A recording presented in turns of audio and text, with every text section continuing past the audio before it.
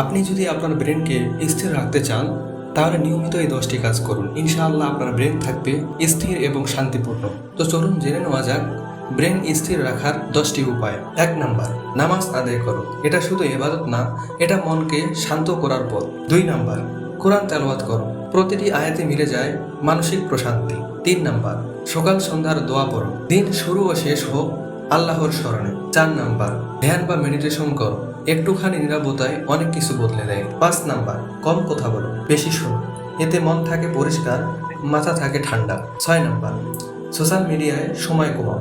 অপ্রয়োজনীয় তথ্য মস্তিষ্কে চাপ ফেলে। 7 নাম্বার, ভালো ঘুম ও স্বাস্থ্যকর খাবার খাও। ব্রেনের ফুয়েল ঠিক রাখো। 8 নাম্বার, হালকা ব্যায়াম বা হাঁটাচলা করো।